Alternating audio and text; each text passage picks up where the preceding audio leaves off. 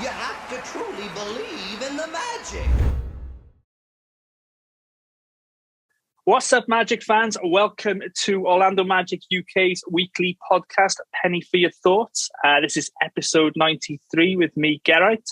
I'm joined by my Macam mate, Mr. Gary Craggs. How are you, mate? Absolutely great. A little bit warm with our heat wave, but hence the no sleeves, but all good. How are you? About to say, and we've managed to dress the same, haven't we? Although I think we've probably got different numbers on our jerseys, let's be honest. We have. Good man. But it's very warm here at the moment in the UK, as I'm sure the UK listeners know, and we're practically melted, aren't we? So, but some idiot went for a run earlier. We both did, didn't we?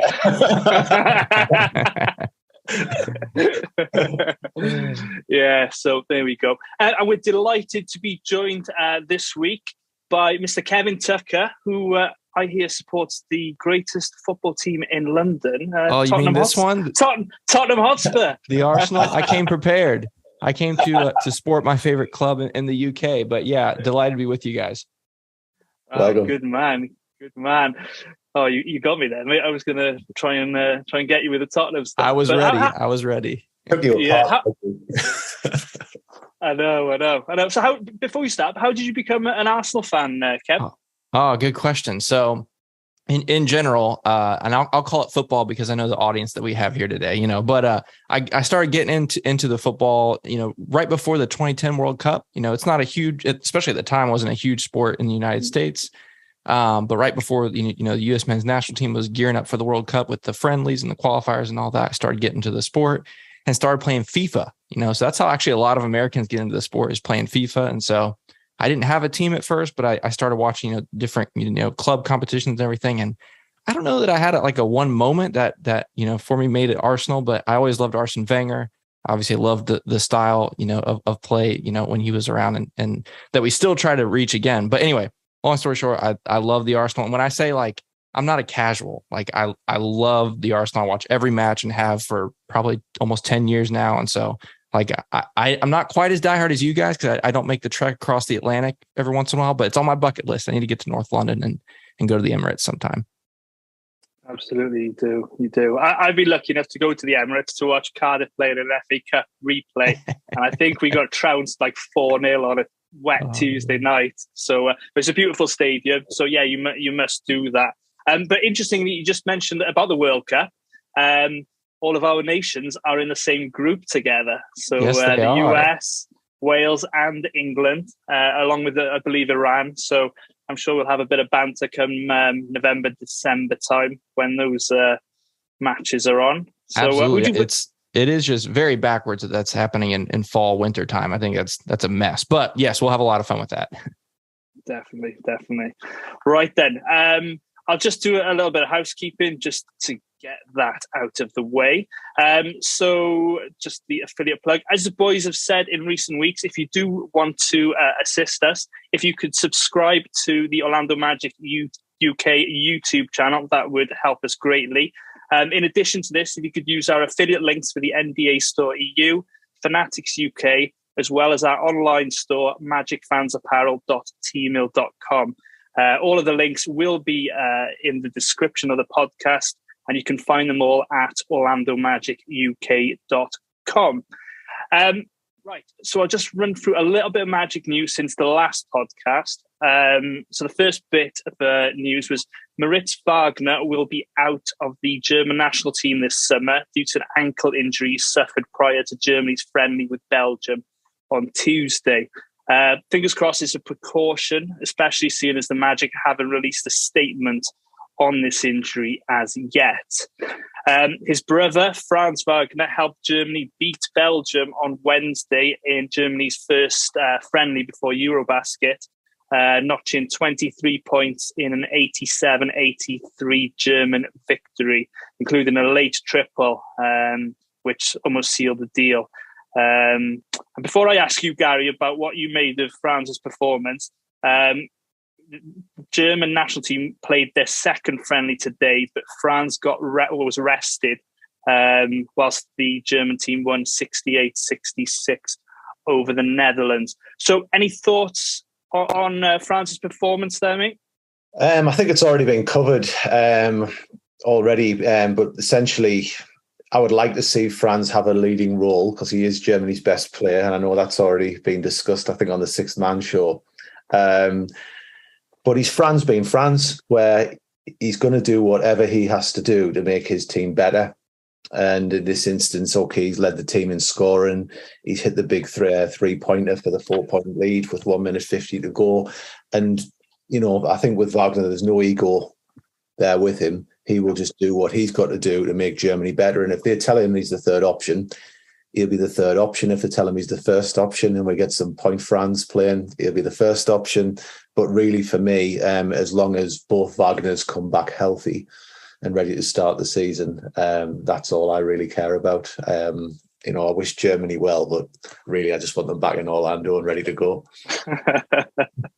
Yeah, absolutely agree with that. And the boys touch upon this on the Six Man show. You know, it's a friendly. They're probably not showing their full hand, not giving him the ball, and you know, letting the opposition see what he can, what sets they want to run, etc. Anything to add to that, Kev? Yeah, I think, you know, today was probably the biggest indicator of just that, you know, the friendly against the Netherlands, him not even playing, not even on the bench. You know, it's just another reminder. These are just friendlies, you know, and we should just be really kind of looking forward to the actual competitive matches, you know, coming up here in a couple of weeks, which I think will be a lot of fun. Interested to see, you know, you mentioned Mo Wagner being out, you know, interested to see, you know, what that injury looks like in the long term, obviously, hopefully not affecting us with training camp in September and the start of the season. But yeah, I'm definitely excited to see what Franz has. Just, you know, don't want him to get injured like his brother, you know? Yeah, absolutely there. So I'm just going to get to the Banchero incident, shall we call it, over the weekend at the Seattle Pro AM, where he had a little altercation with DeJounte Murray of now the Atlanta Hawks. So I won't get into the whole thing because I'm sure everybody's seen it all over social media. But in short, Murray made a couple of nice plays, ball fake on Paolo, threw it up off the backboard, put it back. And then he started barking at Paolo, throwing the ball at him, just getting a bit overly aggressive in his face. Paolo didn't seem to bat an eyelid or care, really, which was good to see. You know, people came there to see him, not Murray, let's be perfectly honest. I mean, there's been a bit of a spat going back and forth on social media, on Instagram. Murray unfollowing Banchero, this, that, and the other. What's your take on the altercation, Kev? Well, I think it's pretty childish on behalf of Mr. Murray there. You know, look, obviously we don't know what really took place, you know, from start to finish. You know, maybe Paolo started it, maybe Paolo said something, who knows? But all we know is what we saw from DeJounte Murray, and he took it too far. In my opinion, he's acting like a little kid out there. And you're right, you know. No one's there to see him play. I mean, sure, it's nice. You know, he's another Seattle guy. You know, it's in their hometown. But, you know, I thought it was super childish. And especially not just him. You know, he was acting kind of a fool with a lot of other guys, too. You know, kind of, like you said, throwing the ball off of other guys. But you're right. It was at Powell that he was running his mouth the most. And all it does is kind of ignite a little more of a fire between the two of them and the two teams, you know, Atlanta and Orlando. But definitely will make those matchups a little more interesting. And we'll circle those dates on the calendar when the schedule's released for sure. Absolutely. We're looking forward to the schedule to be released. And, you know, we've probably got a good chance of seeing maybe an Atlanta-Orlando game, seeing as we've got 2 home games with them. So fingers crossed. Anything to add to that, Gar?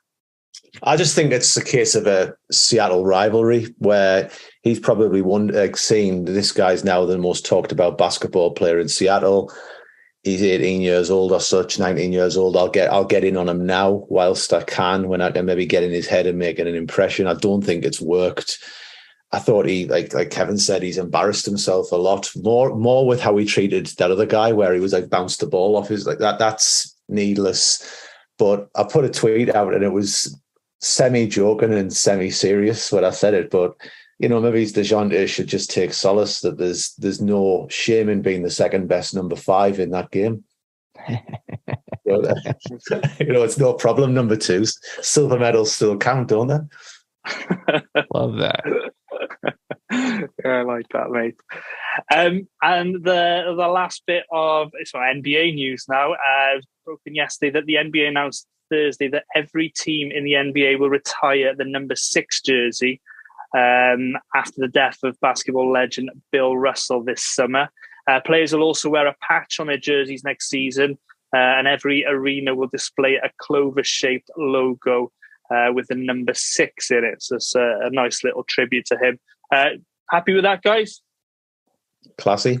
All right. I'm going to separate myself from Orlando Magic UK here because this hot take. If you're upset with what I'm about to say, you can come at me. Don't come at Orlando Magic UK or Gary or Geraint or anybody. Okay. So here's what I'm going to say. Bill Russell, absolute legend. Okay. This is no disrespect to him. 11 championships as a player, 2 as a coach, a great ambassador for the league, for the sport, a mentor to so many young players throughout the years. The reason why I'm a little, I don't love this is because 2 reasons. First, how many players come into the league? They pick a number based on a certain player that they loved, right? They loved watching this player. They idolize that player. They want to be like that player. From now till forever, no player is ever going to be able to do that for Bill Russell. It's one of those things like what a great way to carry on someone's legacy, memorialize them, or however you want to remember them by, picking their shirt number. It's one of those things that I think is a little bit disappointing. But then also it's like it kind of sets a precedent, right? Of like, Bill Russell has the most championships, sure, and obviously a great ambassador, but a lot of people consider Michael Jordan to be the best player ever, or LeBron James. So when those guys pass away, do they retire their numbers forever? Or when Paolo wins his 12th championship, and one-ups Bill Russell, do we retire number 5? All joking aside, obviously it's no disrespect to Bill Russell, but when I saw it, I was like, great gesture. I don't know in the long term how to play out, but obviously, rest in peace to Bill Russell, a great legend and ambassador, for the game of basketball. Yeah. Oh, that's cool. That's cool. Right then. So let's get to the guest section when we get to know Mr. Kevin Tucker a little bit more. So for those of you who don't know, or you're living under a rock, Kevin is the producer on the 6-Man Show, mostly producing, but you do appear. If you're subscribing like me and watch every episode, you'll see that he's been on there, and I thoroughly enjoy your takes there, Kev. Live in Orlando, but tell us how often you get to go to games, any standout matches you've been to, and your fandom. Sure, yeah. So my backstory, my fandom actually started. I used to live in Orlando. I grew up in Central Florida in Kissimmee, which if you visited Orlando, you're familiar with where that is. But yeah, so I did grow up down there, lived there till I was 16 years old, and so that's still pretty much home in my heart and everything, But now I do live in Georgia, about 4 hours away. I go down usually once a month or so during the season, to go to games. Then obviously during the off season, the last couple of years, the draft lottery and the draft and everything. But hopefully that was our last lottery for a while. We'll see. But yeah, so that's how often I get to go down there, which is a lot of fun. And then my Magic fandom started. Let's see. Do I want to say this now? I'm going to hold off on my origin story with the Magic because it involves one of the players in my top 10. So I'm going to save it for that. Okay. All right. But yeah, my family moved to Orlando when I was 7, and so back in 1999 and got hooked on basketball. My dad was a big basketball fan, and that was the team in town. And so always grew up, going to games with my dad and with my friends and everything. And, once you get in that building and just experience it, at least for me, I was hooked from the start.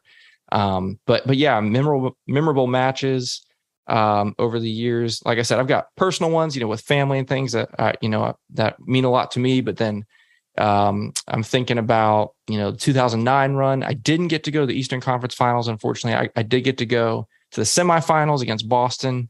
Got to see Game 6 that year, which sent it to Game 7 back in Boston, which was a really fun game. Hito Turcalu had a 3 with 40 seconds left or something like that to kind of put the game away, and the place went crazy. That was a lot of fun. The games of the last couple of years haven't been as fun that I've happened to go to. I don't have a great record the last couple of years, but excited, for maybe some more wins here in the future. But yeah, I gave a little sneak peek, but my origin story, I'll share more later when we get into the list. I promise. Yeah, that's cool. Interesting you said 99 there, because a lot of players from the 99 team appear on my list too, because I started following the team in 97. And then, of course, we were pretty good, 98, 99, when we finished 3rd in the East. Right. So I've got a few players from there. So, and Gary as well, I'm sure. I think we'll probably cross over quite a bit there. So yeah. Yeah, so a player who's been in the news a bit in this now quiet off-season by Orlando Magic standards for the last couple of days anyways, Jonathan Isaac. So he made a bit of a storm on Twitter where I think he quoted Cortez's tweet where Cortez had just basically put a question out. Then GI put the emojis up and it caught on. And to be fair, knowing a little bit of the backstory of that, and I won't spoil it for Cortez, it was all meant well on both sides. But if Jonathan Isaac returns and he is, healthy, how do you think the Magic can manage GI next season? Yeah, that's maybe the biggest question of the year for everyone. Obviously, Powell is a big question, just kind of seeing who he is as an NBA player. But Jonathan Isaac is a huge question mark just because we don't know what he's going to be. Like you mentioned, back before his latest injury, he looked fantastic in the bubble on both sides of the ball. And I think you've heard maybe on the Six Man Show and a lot of other people mention if we can even just get, 70 or 80% of Jonathan Isaac at the start of the season, that's significant, right? And hopefully, obviously, ultimately working up to 100%. But I think you're going to probably see what we've typically seen from the Magic, when bringing guys back from injuries, a very slow and steady and methodical, return, right? Even with, you think about the most recent one with Markelle last year, only playing 18 games and that really hard 20-minute restriction. I mean, they did not budge past that until the last couple games. I think you're going to see something pretty similar to that at the beginning of the season. More than likely off the bench. It's hard for me to imagine him starting straight away. But we'll have to see, how he develops and returns back to his form and hopefully, obviously, for everyone's sake, he's back to the Jonathan Isaac that we know and maybe even a little bit better. But that's a big question mark. I'm definitely excited to see how that turns out. What a problem that would be to have, though, for Coach Mosley. Absolutely. Just say, oh, by the way, here's a guy who possibly is Defensive Player of the Year. Let's throw him into the mix when you put him alongside, Wendell, Franz, and Banchero. That's a huge rotation. Absolutely. It's absolutely insane. And when you think about from this rebuild when it started and GI was at the centerpiece of everything, and now it's just he's a piece.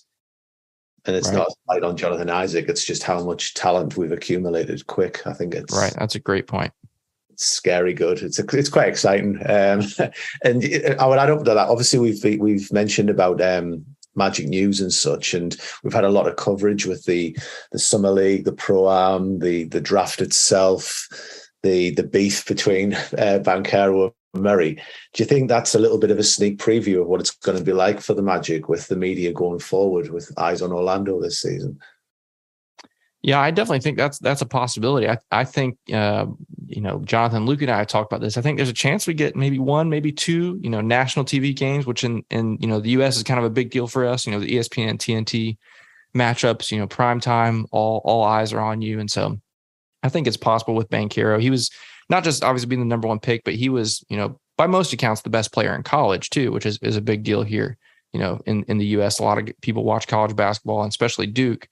And so, seeing him rise in college and now be number one pick, I think it's definitely possible. And it's definitely takes a little bit of getting used to, right? Especially after the last few years, even the two playoff teams, they were hardly ever on national TV, hardly ever spoken about, on ESPN or TNT or any of those. And so it's definitely another good problem to have, kind of like what you mentioned earlier. It's something to get used to, but you got to start somewhere. If we're going to be good eventually, you got to start somewhere. And maybe this is the year that people start talking about us. Yeah. It's interesting because I don't know if you're familiar with NBA Top Shot. Mm-hmm. Yeah. They're doing they've got this thing now where they're setting up leaderboards per team. Right. And there was one of the guys, I think, who's a contributor to it. And they had the list of fandoms for each team. And we were like significally last. Oh, no. So if that chart's accurate, we were like the lowest. But then by the same token, I was kind of like, you add Banchero to this. If he puts media eyes on Orlando and we become like a league pass team for people, how many kids are going to pick Top Shot up next year and be like, that guy? Yeah, absolutely. Yeah, it could be something. So going back to your fandom a little bit there, Kev, are you a merchandise guy? Jerseys? Do you have any, collectibles from, the finals runs or anything like that? Sure. Yeah. I'm not a big collectibles guy necessarily. Jonathan from the 6 Man Show is that, like, that's his thing. Like, he has all, a bunch of signed things and bobbleheads and all that kind of stuff. I do have a lot of jerseys that I actually wear. I don't, in another room, I should have brought them, but all kinds of jerseys going back, back to early 2000s, really.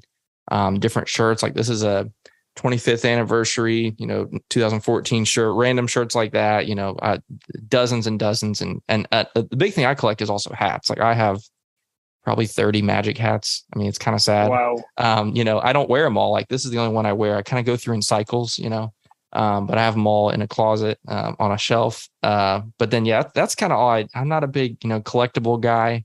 When it comes to, memorabilia and all that kind of stuff, but maybe someday, maybe when I'm a little older, I'll have a nice shelf that my kids can't tear down and do something like that, Yeah. And if you want us to bring any Arsenal stuff over in October, mate, you just tell us. I might have to take you up on that. We'll see what we can do. So anyway, tell us about the draft night and the build up to when you hosted for the 6-Man Show. We were all quite envious of, you being at the Amway Centre, having the lead up parties where you did one night, Jonathan another, and Luke another, and then being able to meet Jalen Suggs. Tell us about that, mate. Wow, yeah, that was a really, really fun week. And really, it all kind of started the month earlier with the lottery party, which was, a whole nother thing that was really, really crazy and a lot of fun. And actually, now that I say that out loud, I remember I was the one that I got to edit the reaction video of the lottery party and threw you guys on there, which was a lot of fun. Yeah. That was also the one where I edited Mikey to be in sync with you guys, which was fun. But anyway, yeah, so lottery party was great. That was a lot of fun, but it kind of started the momentum, right, of what was to come over the next month or so. And we had partnered with the Magic for the lottery party, and they were like, hey, that went really well. Let's do it again. And so, yeah, they reached out to us about the pre-draft tour, like you mentioned, which was a lot of fun. Those 3 different nights. Jonathan had the first one. Luke had the second one, which RJ Hampton was there for that, which was pretty cool. Got to chat with him a little bit. Luke did. And then my night was Nick Anderson, one of the most legendary Magic fans Magic players of all time. And so got to chat with him a little bit. We're hoping he's going to be coming on the show here soon, maybe a couple of weeks. We'll see. A little sneak peek.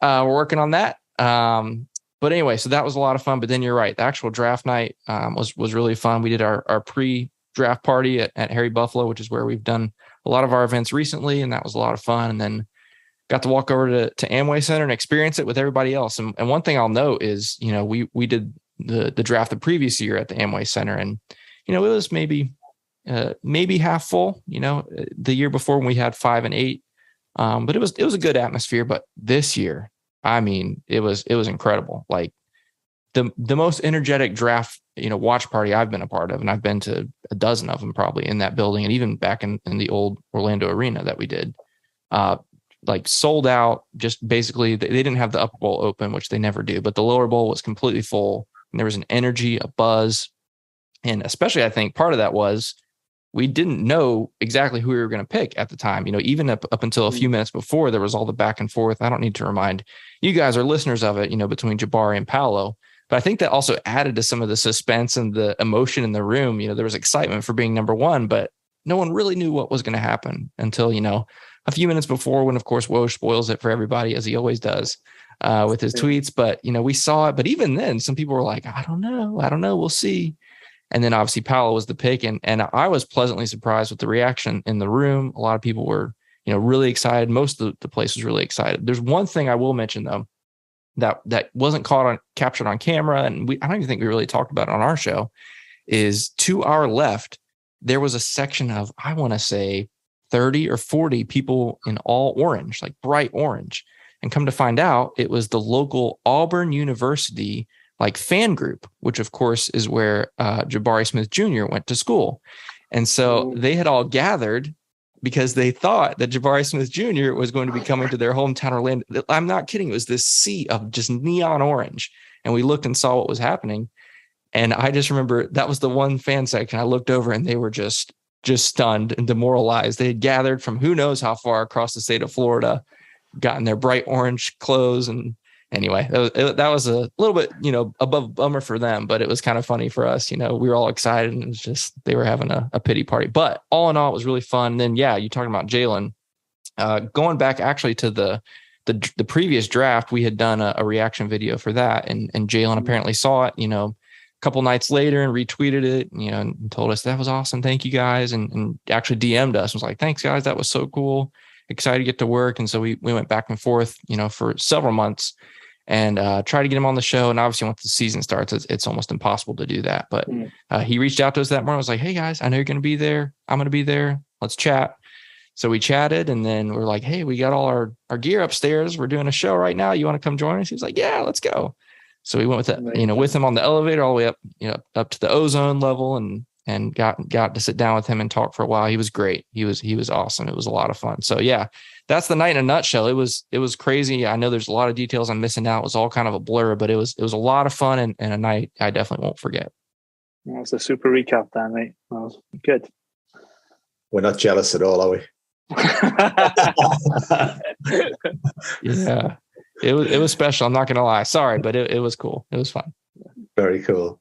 So, big question then: how do you see the East shaping next year? Do you think we can make the playoffs or the play-in tournament? Yeah, I think we've got just as good a shot as any other teams that are right on that bubble, right? You think about what we did last season: 22 wins, obviously not great, and if you look at it on paper, you just go, oh, terrible team. But those of us that watch the team know there's a lot more to that story, right? With obviously the injuries, the most injured team in the league once again, and all the COVID issues that we had. And I know a lot of other teams had injuries and other teams had COVID. But all that to say, the 22 wins doesn't tell the whole story to me. Especially not having Markel, not having Jonathan, and now we add, Paolo. That's a huge addition. All three of those guys playing a huge role this year, hopefully. But then also you think about guys that are going to be taking hopefully another step, another year of progression for them. We have so many young guys, Franz and Cole, I think, are two guys that could take another big leap this year. Wendell, obviously a huge part of our team going forward. And it's just so easy to forget that all those guys are 24 and under. And so naturally the progression of the NBA players to get better, into the mid 20s, even late 20s sometimes. And so naturally, you'd kind of expect a jump in our record. But again, adding those guys, I think we've got just as good of a chance as anybody. One of the things we talk about on our show a lot is defense. This team has a very high potential defensively, and we know that good defensive teams make the playoffs. And so obviously offense is a big question. We hope that Paolo answers some of that, but if we can play defense, if we can be healthy, I don't see any reason why we couldn't at least be a play-in team. And I would love for us to be one of the home play-in teams. Can you imagine like a one-off game to get into the playoffs at Amway Center? I think it would be so much fun. So that's my, my ultimate goal. I'd love to be able to go to that. That'd be fun. But I think we got a shot. What do you guys think? G, do you want to go first? Yeah, I'm absolutely with you. We talked about the over-under that Vegas gave us was at 27.5 wins. And looking at that, what do you say, 22 wins last year? Right. There was 15 games decided by 6 points or less. So just say, you add Markel, Jonathan Isaac in, I can see you winning at least possibly 9-10 of those. So you're already at 31. You get Markel for another 60 games across the season anyway. That's going to transfer to more wins. You mentioned Paolo. You got the continuity as well. You got players returning, whereas this year was a little bit of a work in progress. It was their first season together, wasn't it, for a lot of these guys? So, Coach Mosley as well, been in the job a year. He's not a rookie coach anymore. So, no, absolutely. I totally agree with you there. And you just add into the mix the feel-good factor of the new training facility, the number one pick. Just everything's starting to click, like we mentioned just before we started the pod. So, no, definitely. And I think there'll be a few teams dropping off, like the Hornets. Bridges won't be playing. The Knicks are the Knicks. So, I think they'll drop off. So, no, absolutely. Why not? Yeah. Heart v head. I think we might be a little bit short, but just a little bit. I say that because it's who's going to be dropping off significantly for us to take those spots. So I think if Brooklyn blow it up and really go into it's Ben Simmons and whatever they get back, then that frees up possibly a spot there. New York, as you've said, anything could happen with New York. I don't think Washington will be great. I think they'll be the team we're fighting with, and just by subtracting Bridges and possibly Harrell as well from Charlotte, I think they probably are going to be dropping off a little bit. So I think it could be between us and Detroit trying to squeak in. But I'll look at the actual leap that it would be to get all the way there, and it would be huge if we could pull it off. But even if we fall short a little bit, I'll be disappointed at the time.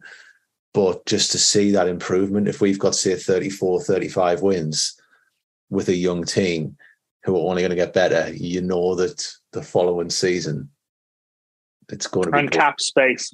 Yeah, cap space. Like, for me, I would love to see, I hate saying this, but I would love to see Chicago just have a really bad season. Yeah, absolutely. Let's get in at their expense.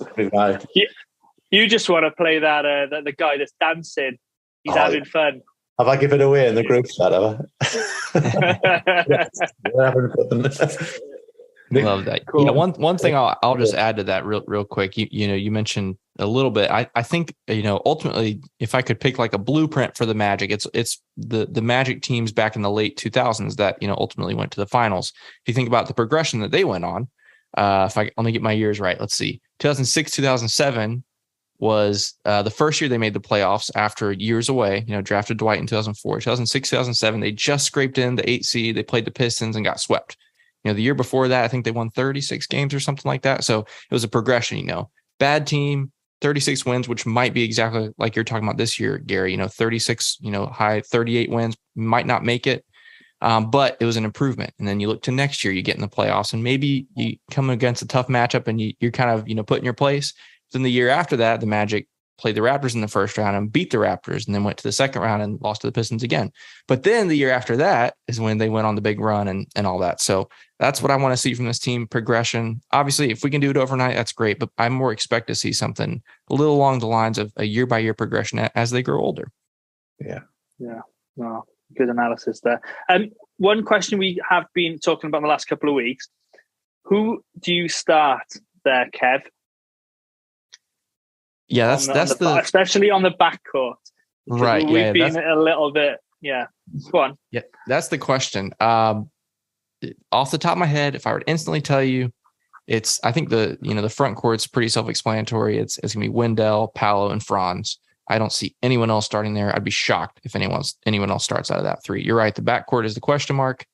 If I were to just answer right away, I think there's no way Markelle can't start. Like, based on what we've seen, I think he has to start. I'll be very shocked and disappointed, honestly, if he doesn't start. But the biggest question is the other guard. Some people say Cole, some people say Jalen, some people say Gary Harris. I'm probably team Jalen Suggs right now, with the hope that he improves his shooting, or has improved his shooting, because we need someone to be on the perimeter to be able to knock down open threes. We think Powell is going to be able to do some work and maybe kick it out after a double team. Franz likes to get to the paint. Markelle likes to get in the paint. And so we need someone that can stand on the outside and knock those down. I hope that can be Jalen. I think it can. If it's not him, though, it's probably going to be Gary Harris. I don't see a situation in which Cole and Markelle start together. I could be wrong. It's hard for me to picture that, but I think Cole could be great off the bench. That's my five. Markelle, Jalen, Franz, Paolo, and Wendell. That's my five. Snap. We had it on it a couple of weeks ago, and the boys were 4-1. They all had Cole in, and I had Jalen in. So I'm just glad of the support, to be honest, Kev. I've been asking everybody everywhere. You've been walking around the streets going, who would you... I know. It's me and you, Kev, against the world. Hey, let's do it. Only a few more months and we'll see who's right. We'll see. Yeah. Right. Let's get to the Magic all-time favorite players list. A lot of podcasts have done. The guys on the Six Man Show have done it, but they didn't ask Kev. So we wanted to ask Kev who his top 10 was. So if you want to hear Jonathan and Luke's, just go back to the Six Man Show. I believe it was the episode before last Sunday. So what we'll do is we'll go backwards 10 through 1. But before we start, any honourable mentions you wanna make that didn't quite make your cut? We'll go with Kevin, then we'll go Gar, and then I'll go last.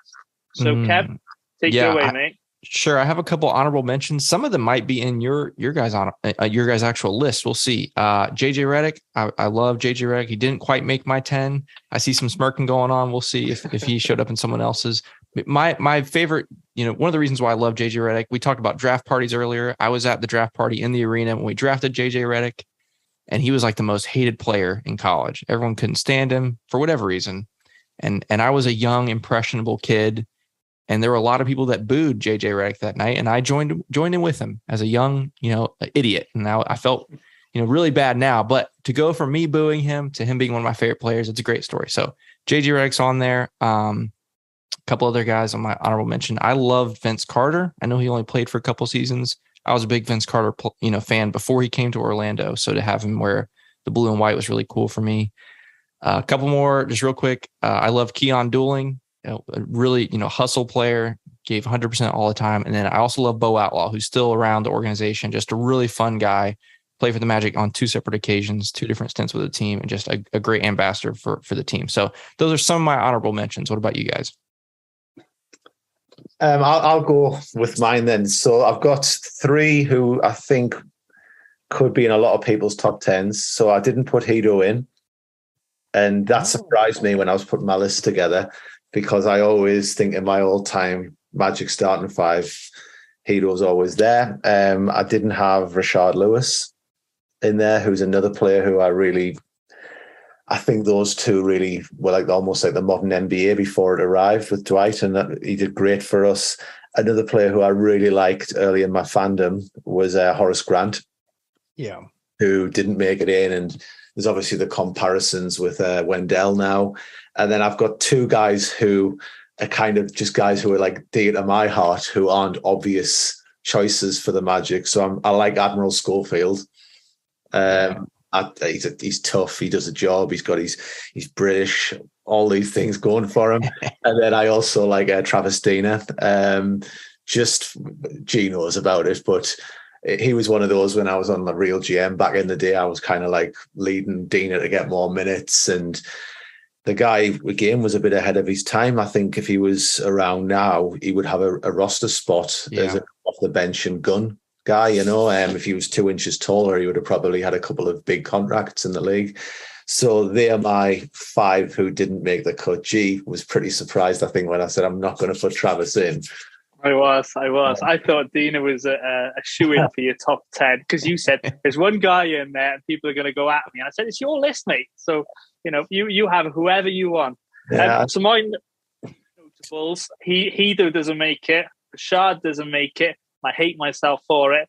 Daryl Armstrong doesn't make it.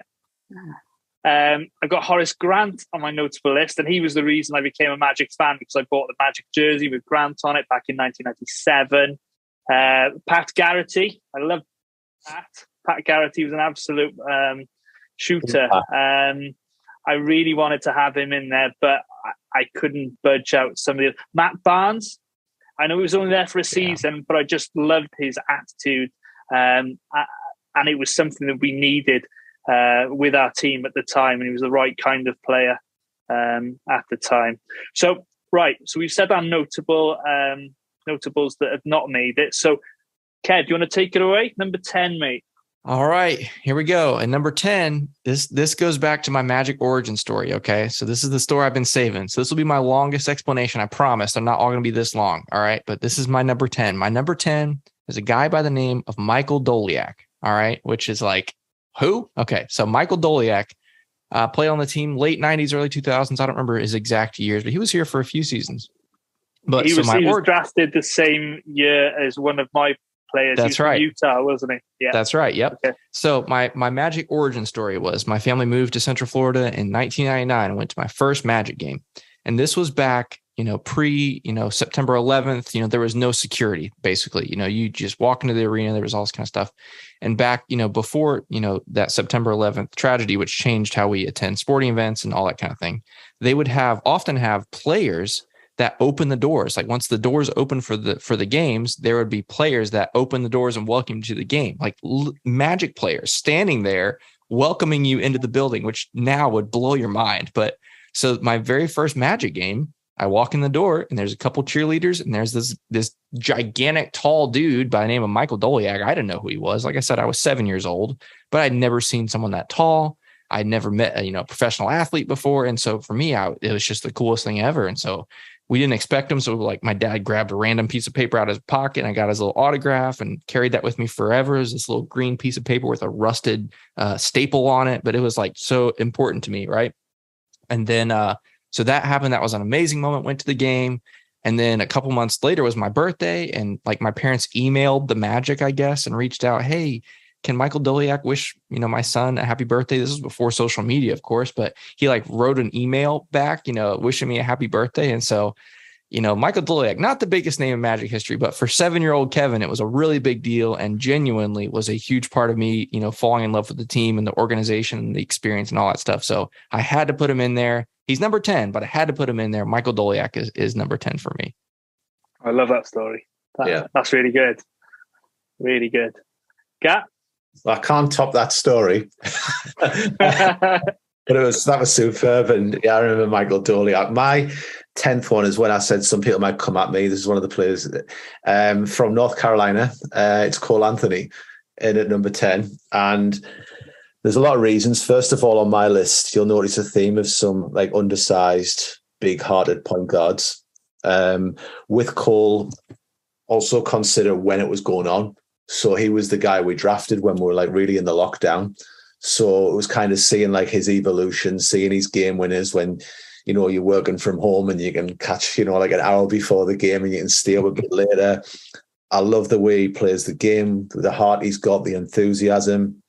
When he was drafted by the Magic, he kind of broke down into tears. And I do genuinely believe that Cole is the leader of the locker room. I've said I think him and Wendell probably run that locker room in Orlando or have a massive influence. So for me, I love watching him play.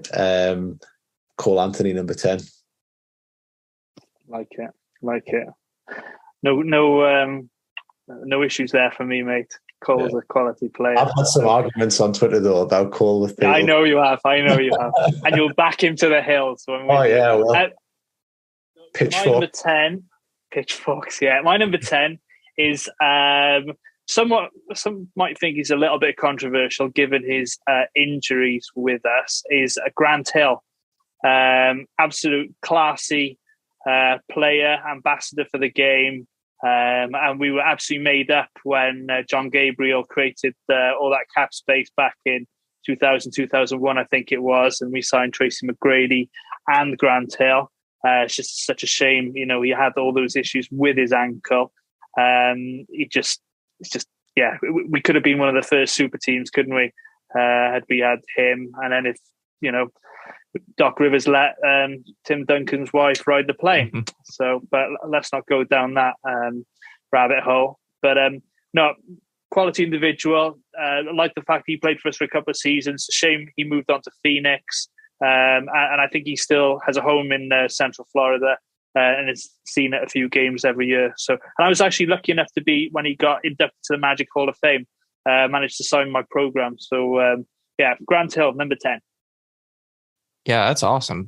Both of those are great. And that's one of the things, like, just clarifying for everybody, these are our favorite players. You can't tell us we're wrong. All right. This is who our heart loves. All right. So I don't want to hear anyone going after Gary for Cole or Geraint for Grant. These are who we love. So if I can go to number 9, you guys, I'll move on here. Another thing I wanted to clarify with people, my favorite list, I only included players that I watched with my own eyes. So some of the guys from the 90s, like you mentioned, Horace Grant, I know he came back in the 2000s, but, his prime time with the Magic was in the 90s. So I didn't get to see that. So some of the other guys, Shaq, Penny, aren't on my list, even though I know they're great Magic players.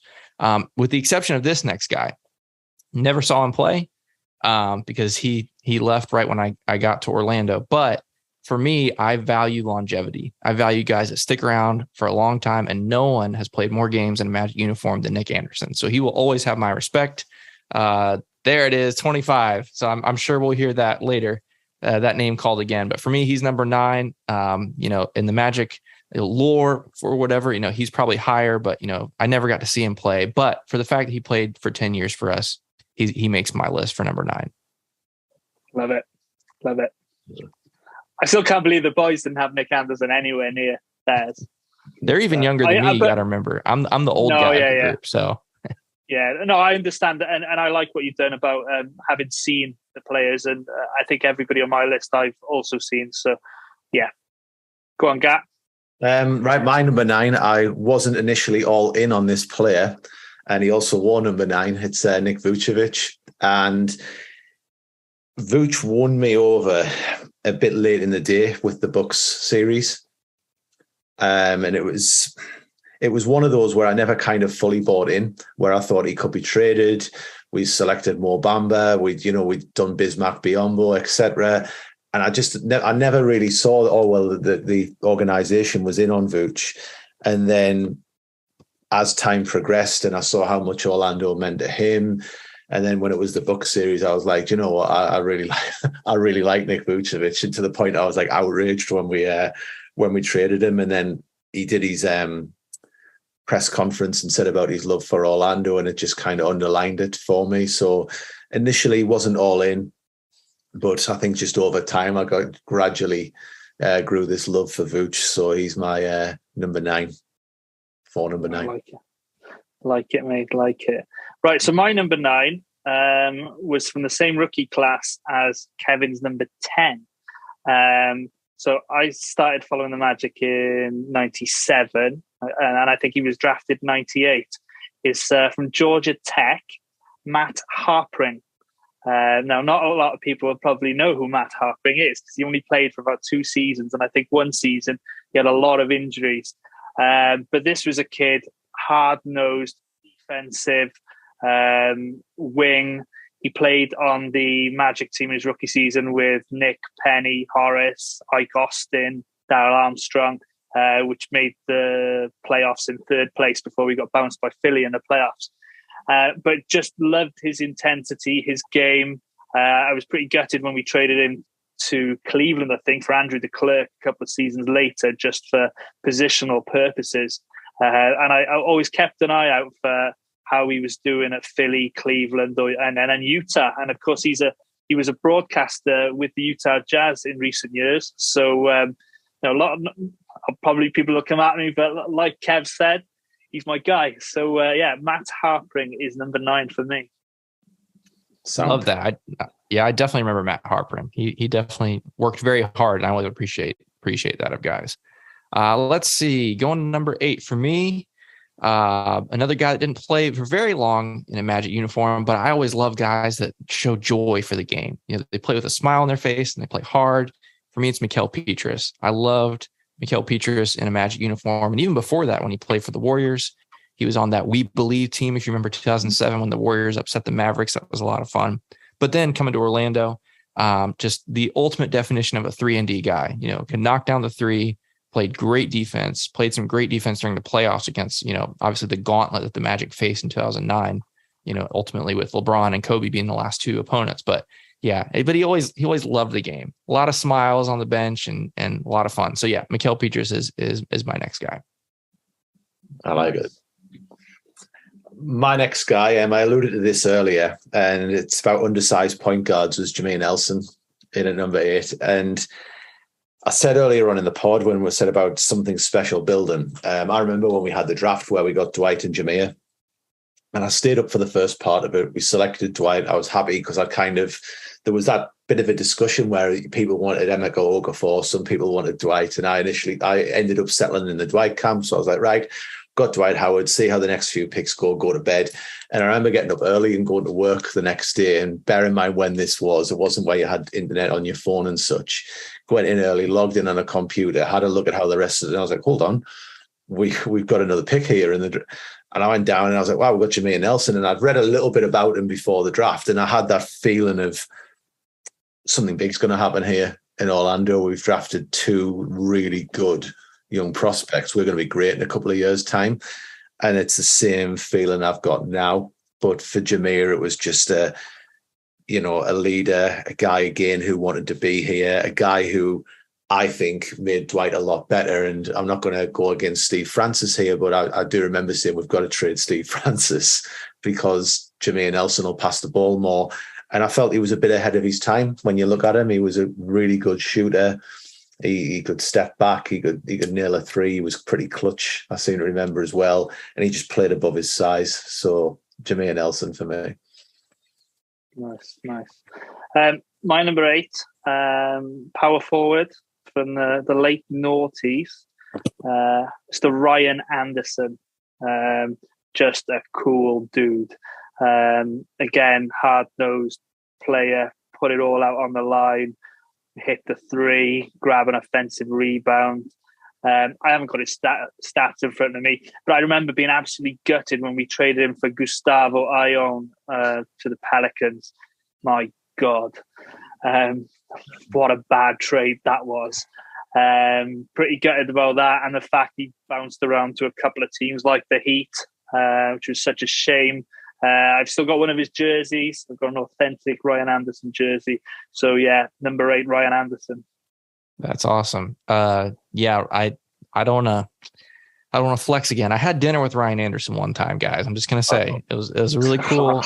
I'm sorry, I know. It was this team event that I had the privilege of attending. I had a friend that was one of the corporate sponsors for the Magic and invited me, knew I was a big Magic fan. And it was actually the last year that Dwight was there. So it was 11-12 season, I guess, which was really fun because it was right before the trade deadline. So it was really tense in the room, which is kind of awkward. But yeah, Ryan Anderson sat at my table, got to talk with him for over an hour. It was a lot of fun. He's a great guy. So sorry, but that was cool. But cool. Yes, in the other number 8, Jameer Nelson will make an appearance in mine in a second. But my number 7 is Mr. Daryl Armstrong, which, you talk about guys that play with heart and hustle. And of course, that heart and hustle team, Daryl Armstrong's up there, another, kind of undersized guard, and so played above his size as well. Obviously was in the dunk contest, at one point, didn't have the best showing in the dunk contest, but it kind of gave an idea of, his athleticism. But yeah, I always appreciated him. And even now he's had such a great career as an assistant coach with the Mavericks. I was hoping he would come with Jamal Mosley and be on his staff last year, but alas, didn't happen. Maybe someday. But yeah, I've got Daryl Armstrong next.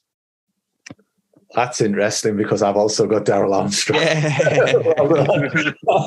Again, undersized point guard, Mr. Heart and Hustle. That team that he led before we got Grant and T-Mac had no right to win the amount of games that it did. And it was led by Daryl Armstrong. And I remember the first time I went to Orlando to watch the Magic, there was 2 games. It was against San Antonio and it was against Cleveland.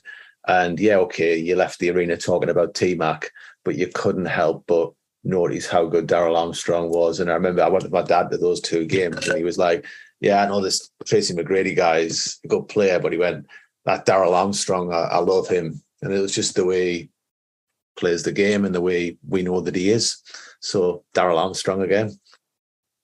Nice. I feel all really bad now. I haven't got Daryl in my top 10. Shame. I know. Shame. Ring the bell. Yeah, especially with that 98-99 team we were talking about just a second ago. The game winner he got against Philadelphia, stealing the ball at center court and laying it in. I think it was one of those classic Eastern Conference games. He won like 71-70 or something silly like that. That was quality. So my number 7, you've touched upon it already, Nick Rutschevich. I don't think I need to say much more. You just said about the press conference and him welling up. I just hope that, Chicago do have a bad year this year, like you said, and that he potentially thinks about coming back in a backup role, maybe. Who knows? I would love that. I would love that. So there we go. That's my number 7. Love it. Yeah, you'll see him on my list here in a second too. My number 6, I know we said there's no such thing as controversies here because these are our hearts, but this one's going to be a little controversial, especially my friend Jonathan from the 6-Man Show. He's going to flip his table when he hears this. I've got Tracy Mcgrady as my number 6, which is his number 1. He loves T-Mac as his favorite player ever. Tracy Mcgrady for me, number 6. Obviously, a terrific player. You can't argue that. One of the best to ever put on our blue and white. The best scorer we've ever had. I don't care what anyone else says. On the ball, give him the ball down the stretch. And we've never had anyone that could score like him. The only reason he's not a little higher is kind of how it ended with him. I'm still, I don't want to say I haven't forgiven him, but it just wasn't great. It was kind of, a diva move. And I didn't love that. But I also think, he was handed a bit of a tough hand. The teams that he got to play with, or maybe had to play with, here in Orlando, weren't the best. And he was forced to kind of be the guy, which he's very capable of, but he just didn't get a lot of support. So it's a little bit of a mixed bag for me, but all in all, he's got to be in my top 10. So I've got T-Mac there. Good one. Well, my number 6 is Nick Anderson. Yep. And again, just to really add a little bit, the first pick we ever made represented Orlando pre-Shaq. I think he was our best draft pick until Shaq. Dunk contest. And really, when you look at it, he was just a very, very good basketball player who left it all on the court for the Magic. Plus, he's involved in what I would say is arguably the greatest moment in the history of the franchise when he steals the ball from Michael Jordan. So for me, it's Mr. Orlando, Nick Anderson, in at number 6. So that's for you, G. Enjoy. Thanks, mate. Thanks, buddy. Right, so my number 6. Have I got him too low? I don't know. I've got Dwight Howard. He probably should be maybe a little bit higher, but how it ended, I feel like we have forgiven him. And I would probably welcome him back in a backup position at the moment, just to teach Wendell some tricks, Mo Bamba, etc. We haven't got the roster space, so that's not going to happen. But for all he did, he put us on the map. He helped us build the arena. Let's put it that way. Got the lights shone on Orlando, winning the dunk contest, 3 times Defensive Player of the Year, multiple All-NBA. So you can't fault Dwight for what he did. It's just a shame that the diva in him wanted to bolt, and it's just a shame that happened. So Dwight Howard, number 6. Love it. Next up, number 5. Going to our 5s. I've got Rashard Lewis. Rashard Lewis, Sweet Lou, I think is on neither of your lists, if I remember your honorable mentions correctly, which is fine. No, it's okay. I get it. For me, I think the rest of my, let me see. Oh, except one. Most of the rest of mine are all from that 08, 09, and 2010 run.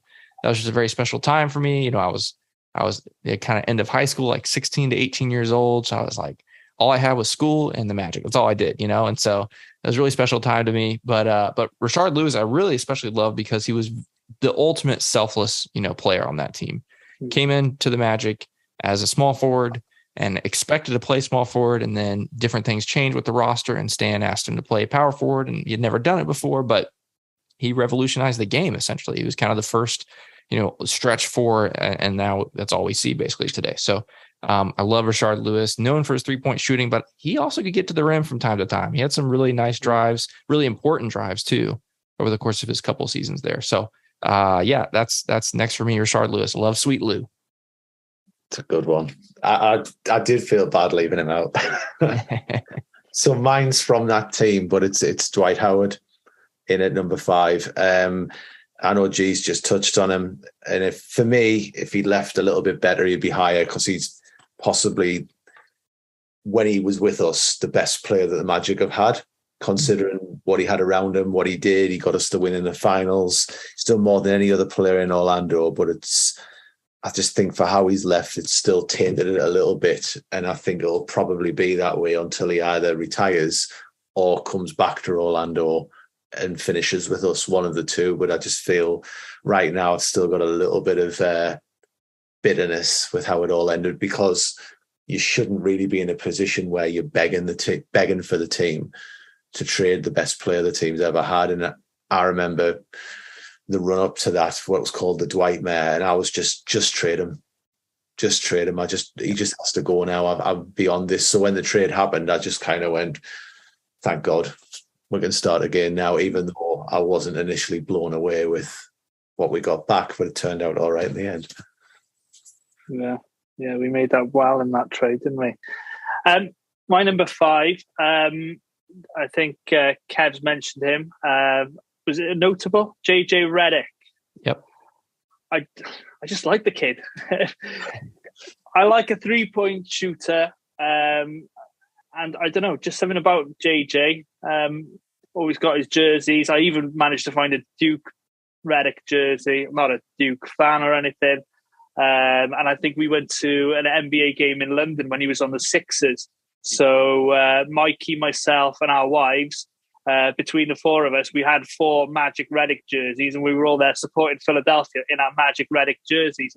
Nice. So, no, I just like the kid. I think he's great on the television at the moment. Puts in the likes of Skip Bayless and Stephen A. Smith in their place. So, no, kudos to him for that. It's just a shame he didn't win a championship. So, yeah, JJ Redick, number 5. Yeah, I love JJ.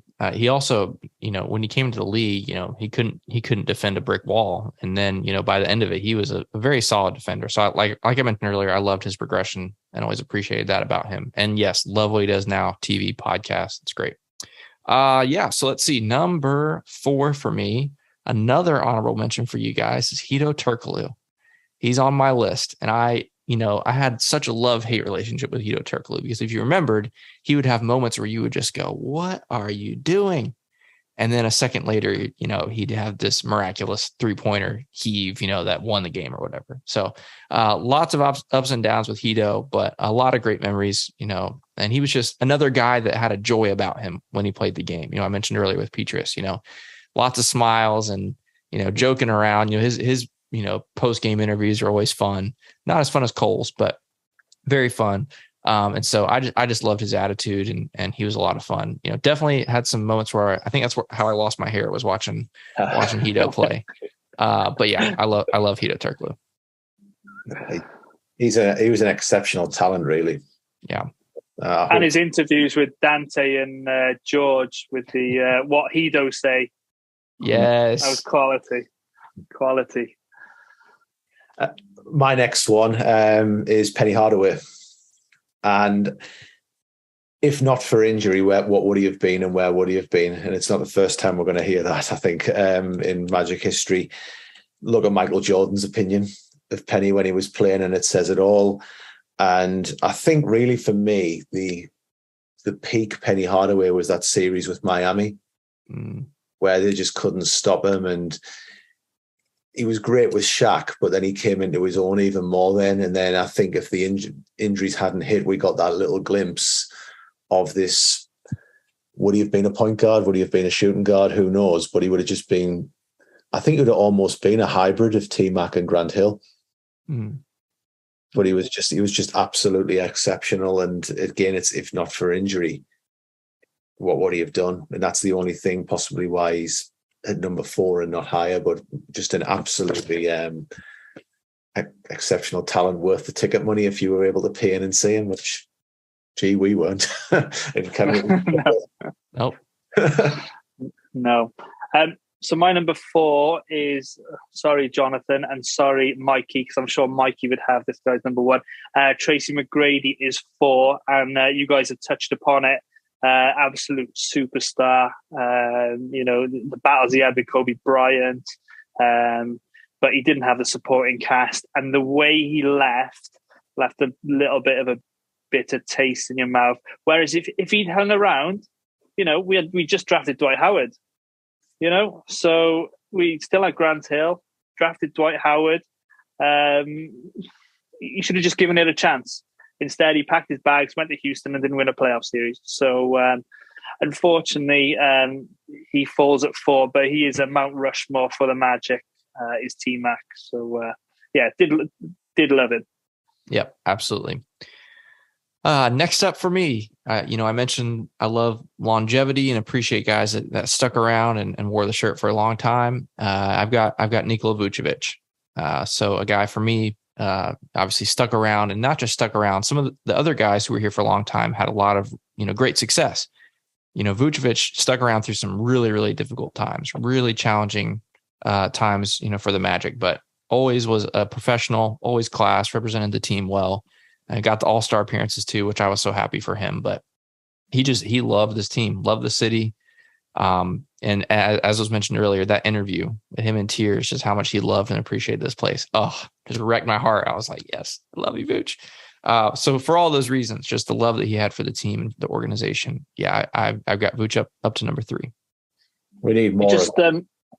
add to that on the Vucevic, I forgot to say earlier, we haven't met that many Magic players live in person, but when I did go before COVID, when I had the ultimate seats and just waiting around before the game, spoke to Nick. He took a photo with us, very kind with his time, spoke to us for a couple of minutes, real true gentleman.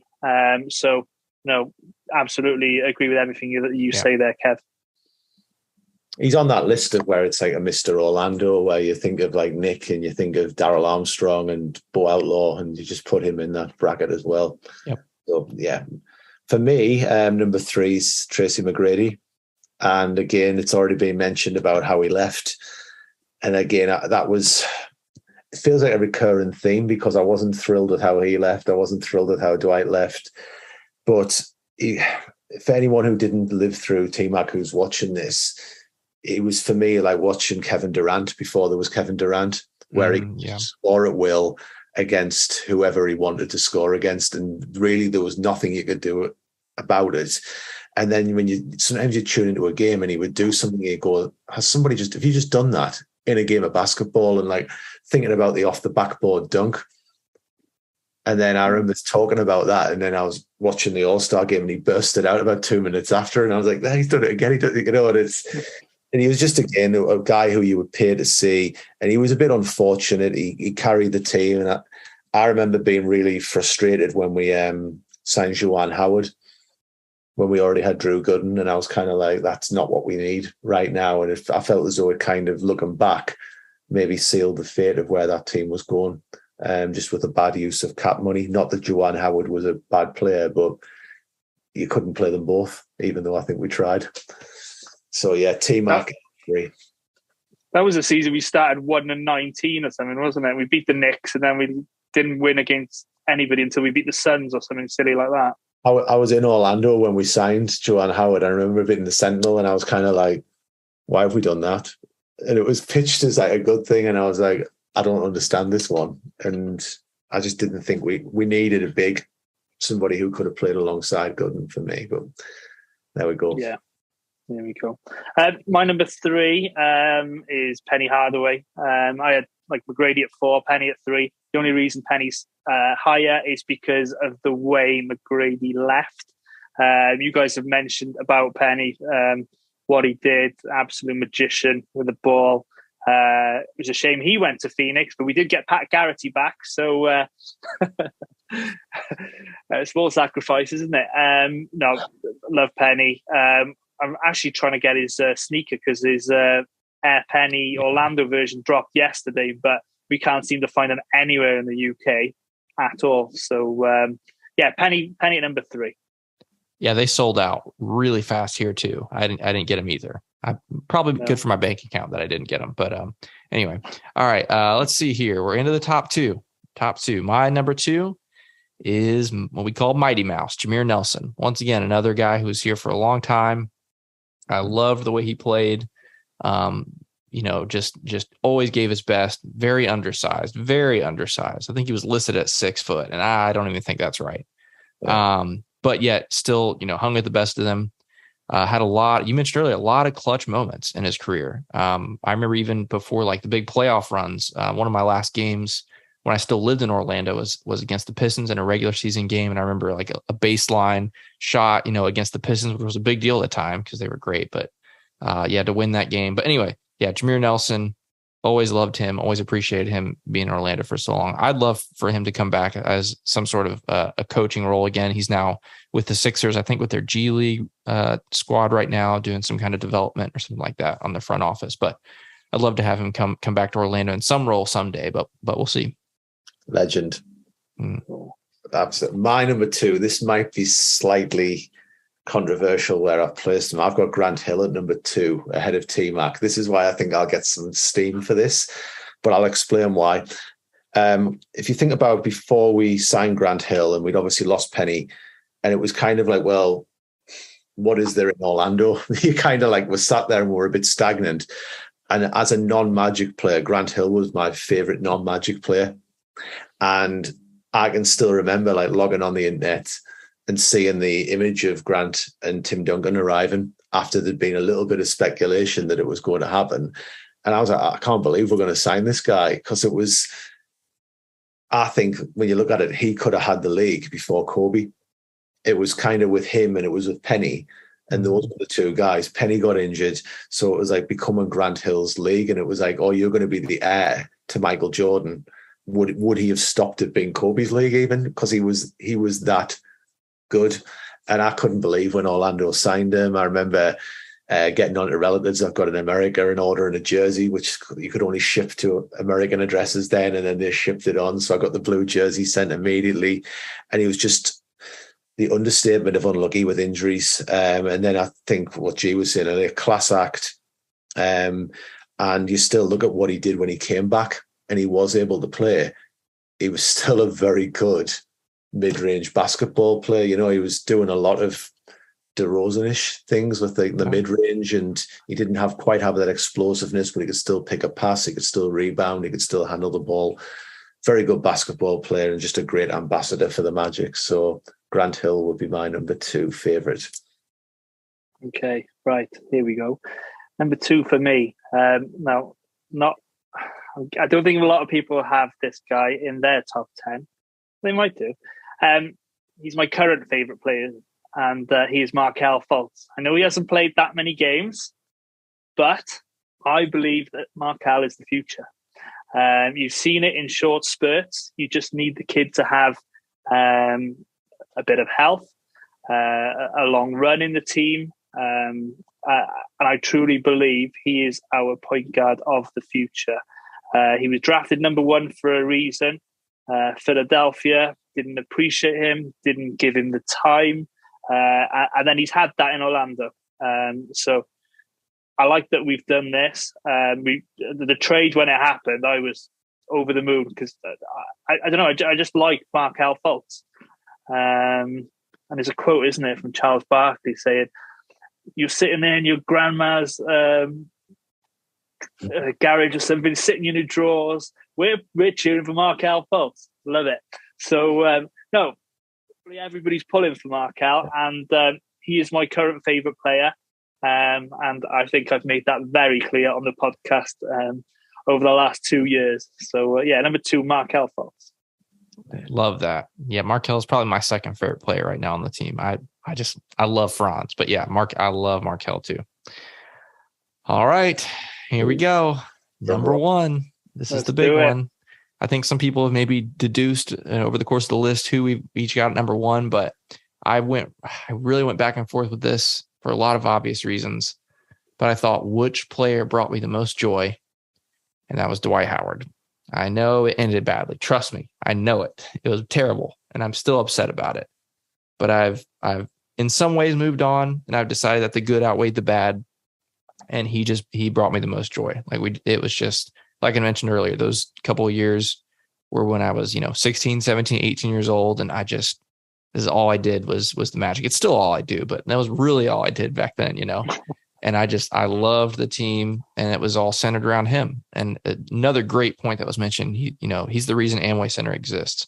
A lot of people, forget or don't know that the team was on the verge of leaving, before Dwight. Like there was the couple of years, even after Dwight left, there was talks of going to Kansas City and all these things, basically when the old Orlando Arena lease was expiring.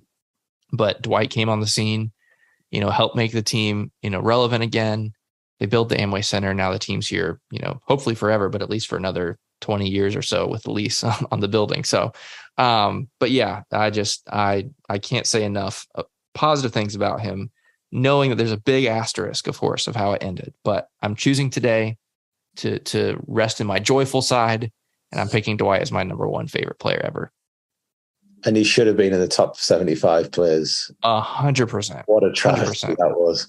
And when you look at people saying who was better, Dwight Howard in his prime or Rudy Gobert, and you're like, are you kidding me? Have you watched Dwight play with Orlando? Absolutely real talent. Unreal. Mine, it's kind of similar with reasons without living in Orlando. So mine's Shaq. And I've said before how I became a Magic fan. So if Shaq didn't exist, would I have been an Orlando Magic fan? Because I remember then it was generally everybody was starting to talk about the NBA. Everybody was talking about Michael Jordan and the Bulls. I was like, I'm going to get something NBA vest or something when I go to Orlando. My dad was like, oh, yeah, Jordan, blah, blah, blah. And then went into Champ Sports in the Florida Mall, came back out and said, the guy in there said, you don't want this jersey, you want that one. And it was the black Shaq number 32. And then that's when you start to follow a little bit and you're picking stuff up on what was then CNN. So him being that much of a big deal in Orlando at the time in the UK were a huge deal like they were in the US. And he was just larger than life. And if you look at, I got that vest when I was probably 12 years old. It was around about his rookie season. So it was either at the end of it or the beginning of it. I don't know which one it was, but larger than life character. And really, I think if you'd asked me this question when Shaq was still active in the league, he probably wouldn't have been number one because I'd resented the way everything happened. But when Shaq left, it was just kind of like, okay, it's over now. You can go back to like it's Shaq again. So also, I still think we could have kept him. I think we could have kept him in Orlando. So it kind of angers me with the front office more than anything. But Shaq for me, number one, absolutely unreal player. And if you're tuning in as a teenager and this guy might rip the backboard down and he's going to put up 30 odd points and he's just going to bully everybody on the court, what's not to like?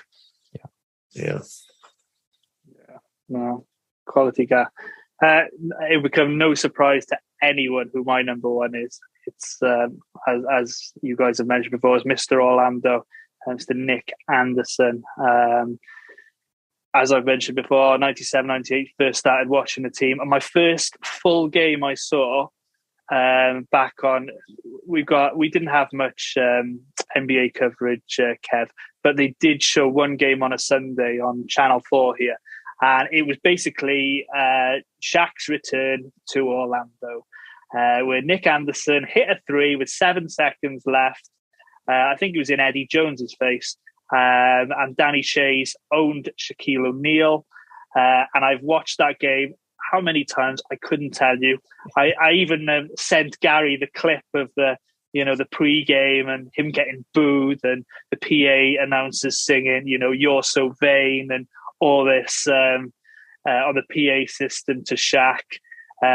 So there's a reason Shaq's not in my top 10 or in my honorables, because I started following in 97 when Shaq was the enemy, and for me Shaq has always been the enemy, and I feel like he sometimes talks down on Orlando, while sometimes he's all right sometimes, but he picks and chooses.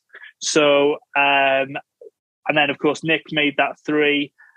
He's made, as Gary's mentioned before, you've got the steal, dunk contest. Even when Nick got traded to Sacramento for Tariq Abdul-Wahad, I kept an eye on the Sacramento Kings, and the Sacramento Kings are my second favorite team, the team out west, because Nick played for the Kings, and they're not very good. So yeah, Nick Anderson, friend of the pod, and absolute number one, and I don't think that will ever change. So there we go, gentlemen. That was good.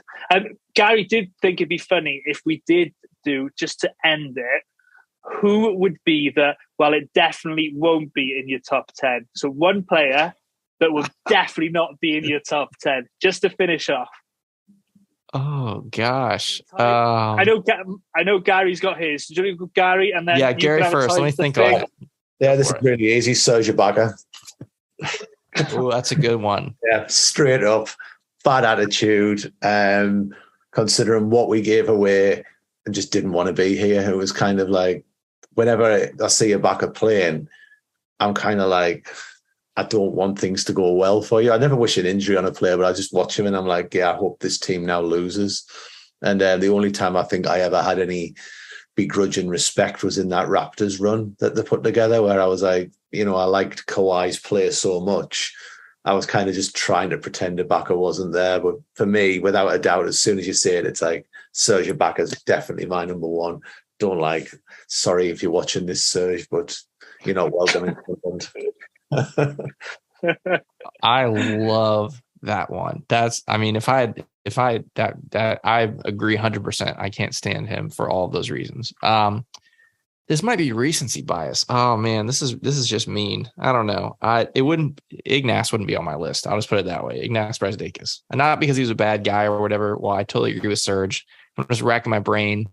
I've never been in love with the guy. Maybe he's a great G League player. Now he's back in Lithuania. Maybe a great Lithuanian player in their league, but oh man, it was a struggle watching him play. But man, that Serge one is a good one. Oh, I like that one a lot. Sorry, mate, if I stole your thunder. Sorry. Right, so I was toying between two. The one I second place, Doug Christie. Bit like what Gary said when we traded for him from the Kings. If I remember rightly, he didn't turn up for a little bit, didn't want to be here. And so, yeah, I could wash my hands with Doug Christie. But number one for me is a guy called Daron Lamb. Oh, yeah. I just didn't like him. And the boys mentioned this on the Six Man Show. He wore number one. And I spoke to my friend Lewis, who used to work at the team store. And he said that, his family will come into the team store and say, why is my jersey not up and all this? And I was thinking, because you're not very good. Yeah,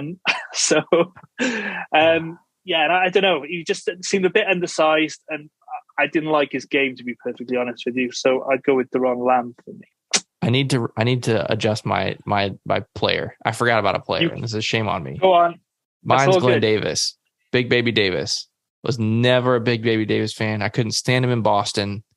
I didn't like that we acquired him because it was just to keep Dwight happy. Apparently they were friends or whatever. I've just never liked his game, never liked his attitude. Yeah, he will never touch my favorite top 10 ever. So that's my real answer. There we go. See, I think Big Baby Davis would have been in Mikey's top 10 favorites, wouldn't he?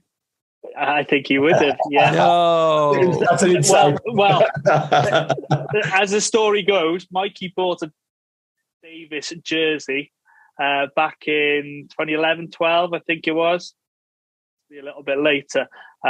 He said there wasn't much to pick from, and anyway, he sold it a few years later, but we keep winding him up about it.